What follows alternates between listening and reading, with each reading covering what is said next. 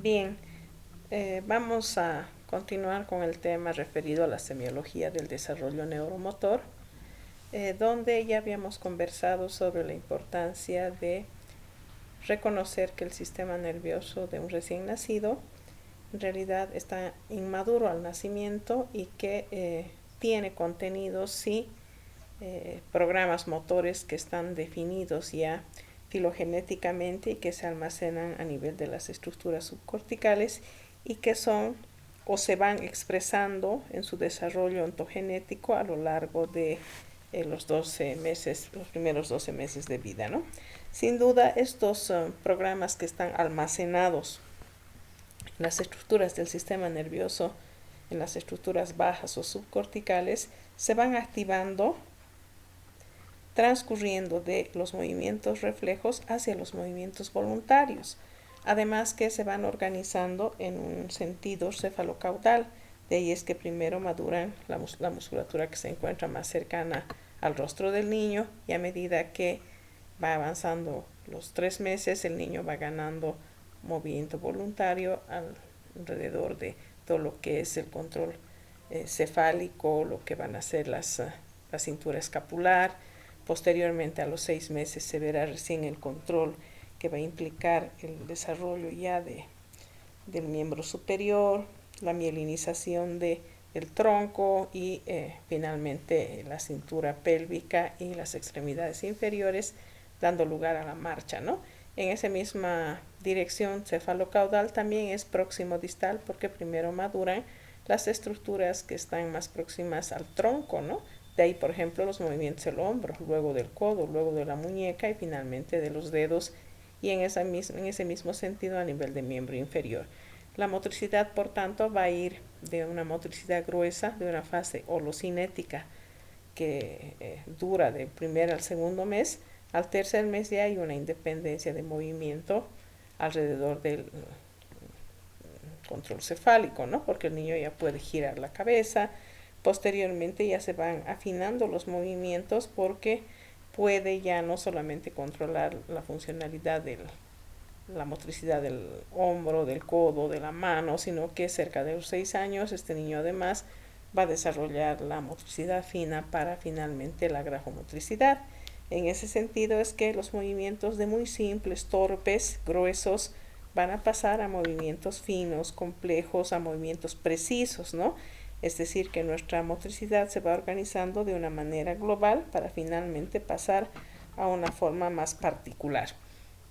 El desarrollo motor en su conjunto, decíamos, toma más o menos un periodo de 18 años al madurar, de manera que si bien la marcha se desarrolla alrededor, la bipedestación alrededor de los 12 meses, la marcha 15, la marcha independiente con balanceo 18, alrededor de los 3 años ya los caminadores tienen el salto, la carrera, a los 6 años y empiezan las actividades motrices finas, oculomotores, coordinación visomotora, praxias psicomotrices, esquema corporal, lateralidad, coordinación, control visoespacial, es decir, que alrededor de los 8 años recién se va desarrollando la agilidad, la fuerza en la musculatura para hacer movimientos más precisos, para que a la altura de los 10 años haya más fuerza y empiece la potencia muscular alrededor de los 12 años con ya la resistencia, la velocidad y a partir de los 14 ya hay precisión, hay velocidad, hay además fuerza, que es lo que le va a dar calidad al movimiento, pero la planeación de los movimientos, es decir, la anticipación, la intención del movimiento, recién se va a dar alrededor de los 18 años. Decíamos que nos interesa fortalecer todos los conocimientos y las prácticas alrededor de la evaluación, las características semiológicas que van a tener los 3 niveles de organización del sistema nervioso. Ya habíamos hablado ya del nivel de complejidad inferior, repasando todo lo que eran las maniobras del tono, pasándoles un video acerca de los reflejos y también habíamos visto en las distintas clases anteriores lo que es el desarrollo postural del niño y cómo ese proceso ontogenético implica un gran cambio de un plano, de los planos del movimiento de un horizontal a un plano vertical y que en ese proceso de evaluación nos interesaba mucho evaluar 3 características principales: la intensidad con sus características, la simetría con aquello que ya hemos mencionado en videos anteriores, la armonía del niño en cuanto al movimiento, que lo observamos en decúbito dorsal y también decúbito ventral para ver qué competencias motrices tiene ese niño y cuál es su capital motor, ¿no? Durante ese periodo que implica el primer mes de vida. Asimismo, tenemos la exploración del tono, un tono pasivo durante el nivel de complejidad inferior, reflejos y reacciones, y durante este primer trimestre el control postural, que es la ganancia en todo caso, el hito más importante, que va a ser el control cefálico. La exploración del tono con las respectivas maniobras que van a ir mostrando cómo ese tono aumentado luego se va regulando y modulando a lo largo del primer trimestre. Y en miembros inferiores tenemos la maniobra de talón-oreja o maniobra de dorsiflexión, donde también vemos y evaluamos la calidad del tono de los miembros inferiores.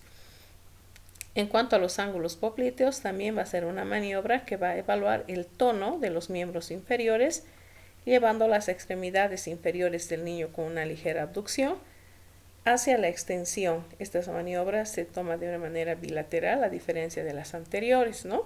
Y ambas, o las tres maniobras más bien diríamos, van mostrando el progreso de la modulación del tono, la regulación del tono, hasta la edad de 9 meses, que es el tercer trimestre, en el cual el niño ya logra alcanzar los arcos de movimiento, digamos, esperados para esa edad, con la modulación o regulación del tono correspondiente.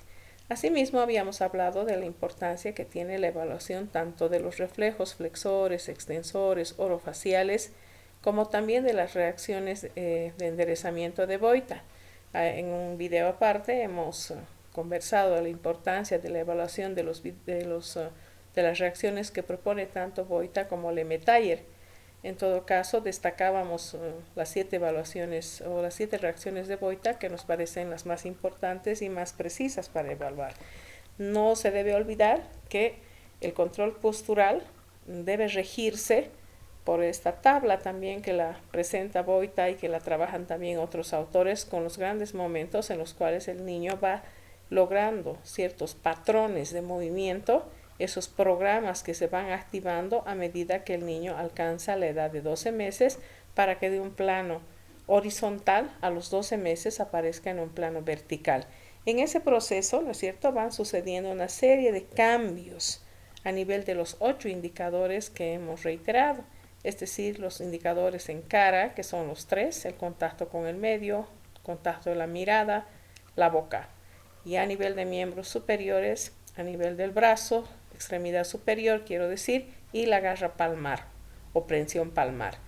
Y a nivel de miembro inferior tendríamos la extremidad inferior, el movimiento global de la extremidad inferior, analizar en cada uno de estos momentos, así como también la garra plantar, es decir, ver cuál es la posición del pie en concreto durante este periodo hasta los 12 meses. No debemos descuidar otro aspecto importante en el control postural, como es el comportamiento y los cambios que va sufriendo el tronco en cada uno de estos momentos. Entonces, a todo ese proceso de seguimiento de estos grandes logros del desarrollo de la ontogénesis postural se va a llamar control postural. Estábamos en la anterior clase con dificultades de conexión y nos correspondía explicar lo que era el nivel de complejidad medio.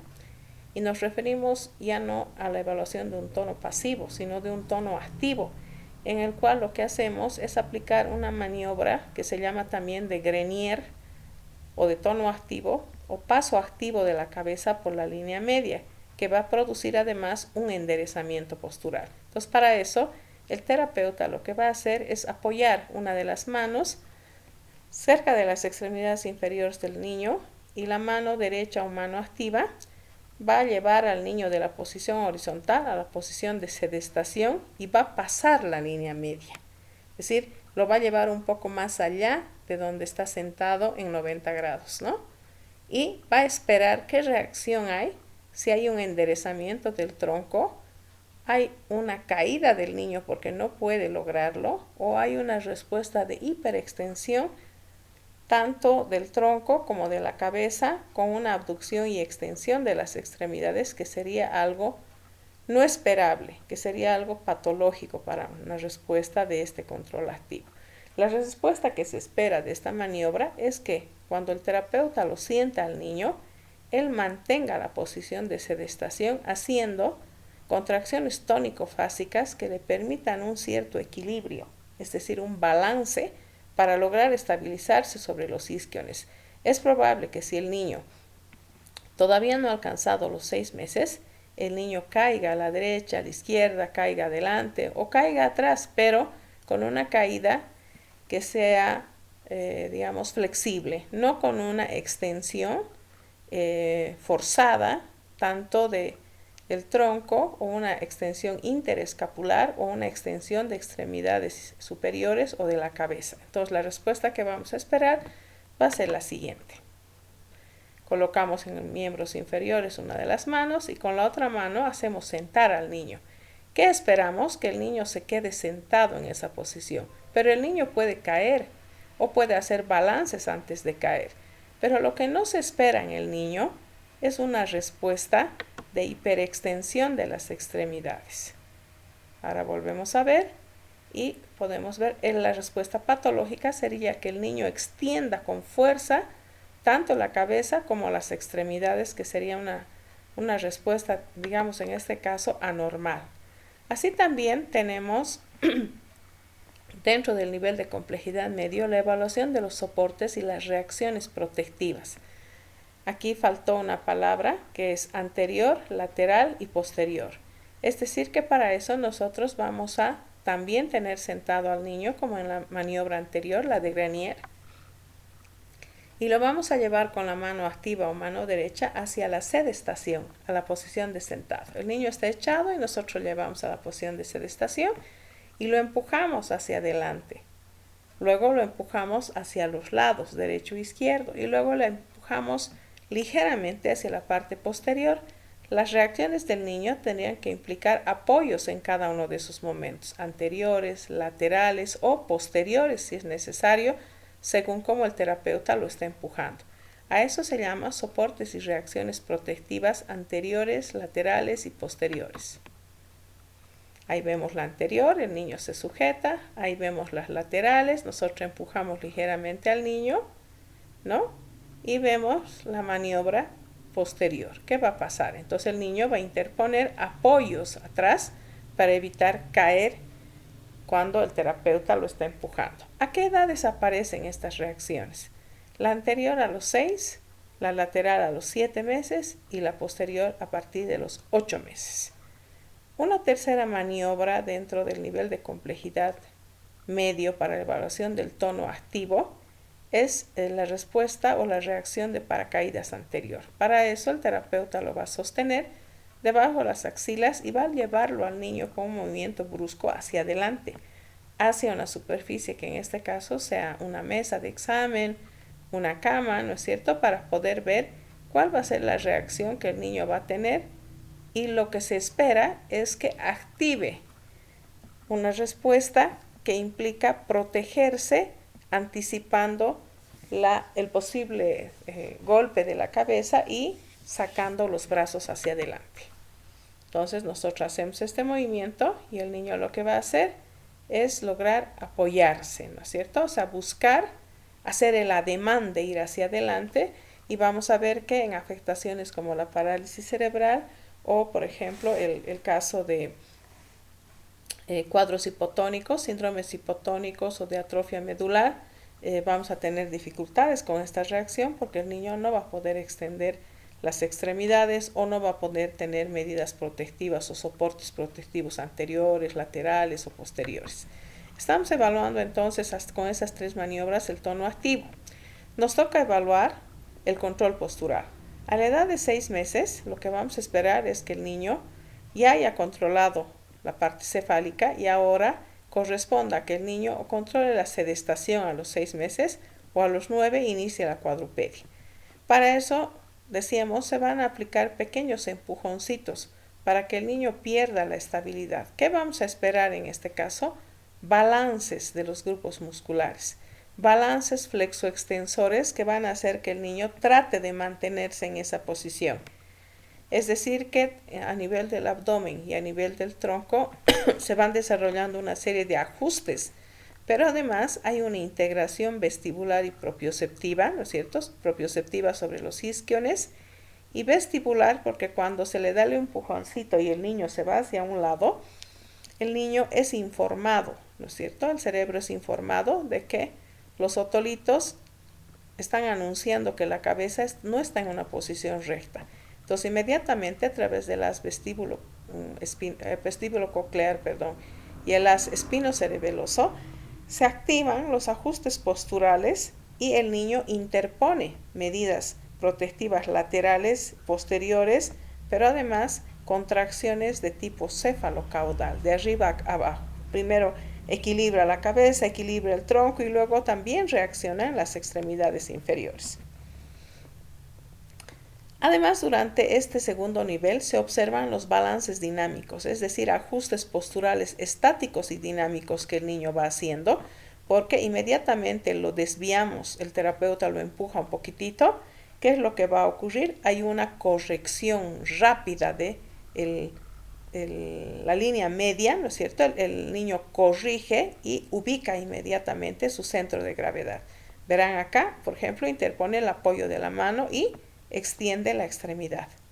Entonces, estas respuestas de balance o equilibrio dinámico van a implicar ajustes tónicos y fásicos de corta duración, sobre todo fásicos, los que van a durar rápidamente, porque así que se lo ha empujado, el niño activa sus reacciones y se apoya con una de las extremidades. Entonces, hace un ajuste fásico, se llama eso. Cuando en cambio el niño está en posición de sedestación sin que el terapeuta lo empuje, a eso se va a llamar respuestas de tipo o ajustes tónicos que permiten mantener la postura para fijar una postura haciendo acá un equilibrio, ¿no es cierto? Una posición que activa el axis y la apófisis odontoides que estabilizan la cabeza en contra de la gravedad.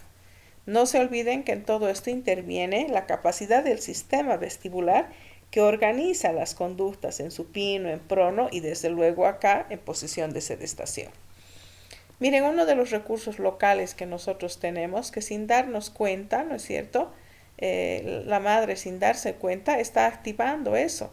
Está activando las reacciones, las medidas protectivas anteriores, laterales del niño en su quehacer cotidiano. Entonces, el aguayo se constituye en un recurso bastante positivo para que los niños vayan estimulando su sistema propioceptivo, su sistema vestibular. Miren acá, por ejemplo, la mamá se ha agachado y en ese momento la guaguita ha sacado las manos, ¿no es cierto?, para apoyarse y evitar la caída.